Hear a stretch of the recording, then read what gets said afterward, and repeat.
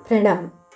उपनयन संस्कार में शिखा स्थापन के बाद दूसरा क्रम आता है यज्ञोपवीत धारण का, जिसे व्रतबंध सूत्र धारण भी कहते हैं।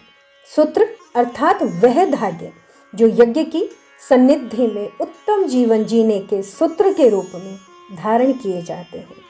यज्ञोपवीत के 9 धागे 9 गुणों के जीवन विकास के मार्गदर्शन के प्रतीक हैं, जिन्हें हृदय पर, कंधे पर, पीठ पर प्रतिष्ठित देवता के विग्रह स्वरूप स्वीकार किया जाता है।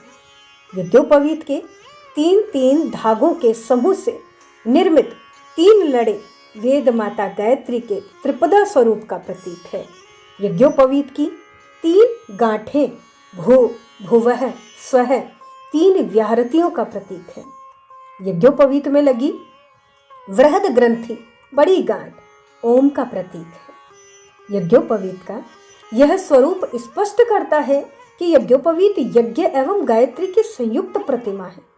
यज्ञोपवीत धारण से साधक के जीवन में आस्तिकता, ईश्वर निष्ठा, उपासना, शक्ति विकास का क्रम आरंभ हो जाता है। साधक सद्गुण धारण की पात्रता बढ़ाता हुआ श्रेष्ठता के वर्ण विकारों के शमन का साहस जगाकर मेधा, विवेक, दिव्यता से ओतप्रोत हो जाता है। शास्त्र यज्ञोपवीत धारण के नियम भी स्थापित करते हैं, यथा मलमूत्र विसर्जन के पूर्व यज्ञोपवीत को दाहिने कान पर चढ़ा लें ताकि वह नाभि स्थल से ऊंचा उठ जाए, अपवित्र न हो। हस्त प्रक्षालन के पश्चात इसे कान से उतारा जाए। कितनी विलक्षण है भारतीय मनीषा। यज्ञोपवीत को कान पर ही क्यों लपेटा जाए? क्योंकि कान के मूल में वे एक्यूप्रेशर के बिंदु और नाड़ियां स्थित हैं जो मस्तिष्क की स्मृति एवं शारीरिक संतुलन को प्रभावित करते हैं। साधक का यज्ञोपवीत गंदा हो, खंडित हो जाए अथवा परिवार में शावड़ सूतक अर्थात जन्म मरण की शोच अवस्था संपन्न हो तो यज्ञोपवीत को बदल लिया जाना चाहिए। मासिक शौच के बाद महिलाएं भी यज्ञोपवीत को बदल लें। यज्ञोपवीत यज्ञ पिता एवं माँ गायत्री का साक्षात विग्रह स्वरूप है, क्योंकि यज्ञोपवीत में ब्रह्मा, विष्णु, महेश, यज्ञ नारायण एवं सूर्य नारायण का आवाहन किया जाता है। अतः यज्ञोपवीत से जुड़ी मर्यादाओं का पालन करना ही चाहिए। यज्ञोपवीत में चाबी इत्यादि का गुच्छा बांधना देवताओं के प्रति अशिष्टता है। एक बार साधक के द्वारा यज्ञोपवीत धारण कर लेने के पश्चात शरीर से फिर उसे उतारा नहीं जाता। यदि भूलवश उतर जाए तो प्रायश्चित युक्त चित्त से गायत्री मंत्र जप करना ही चाहिए। भारतीय संस्कृति में प्रत्येक धार्मिक कृत्य को करने के लिए साधक का यज्ञोपवीत धारण करना अनिवार्य है। कदाचित इसीलिए चिन्ह रूप में ही विवाह से पूर्व जातक का जनेऊ संस्कार आज भी किया जाता है, किंतु दुर्भाग्य है कि जातक को यज्ञोपवीत का महत्व न समझाया जाता है, न वो समझ पाता है।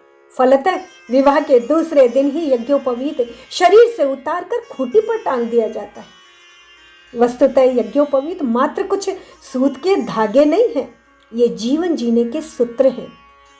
ये साधक को मानव बनाते हुए देवत्व से जोड़ते हैं। ये मर्यादा पालन के प्रतीक हैं। यज्ञोपवीत एक पवित्र जीवनचर्या साधक को प्रदान करता है। प्रातः स्नान, ध्यान, जप, यज्ञ, पवित्र सात्विक भोजन, स्वाध्याय, अध्ययन से शुद्ध हृदय, करुणा व दया से ओतप्रोत व्यवहार, जीवन के अंतिम लक्ष्य मोक्ष की चाह में संपूर्ण जीवन को श्रेष्ठता, शुद्धता, सादगी, सदाचार से साधना ही यज्ञोपवीत सिखाता है। जिस प्रकार हम शिखा को सृष्टि में व्याप्त चेतना प्रवाह को आकर्षित करने वाले एंटीना के रूप में समझ पाते हैं ना, ठीक उसी प्रकार से सृष्टि के चेतना प्रवाह को संपूर्ण मानवीय शरीर के कण कण तक पहुंचाने वाला तार, विद्युत प्रवाहक यज्ञोपवीत होता है। एंटीने से चित्र तो कैच किए जा सकते हैं, परंतु उनके दृश्य स्वरूप के लिए तार का एंटीना और एलईडी टीवी स्क्रीन के बीच में स्थापित होना अत्यावश्यक है। तो आइए भारतीय संस्कृति के सर्वोत्तम संस्कार यज्ञोपवीत को धारण कर हम भी देवत्व प्राप्ति के मार्ग पर अग्रसर हो जाएं। धन्यवाद।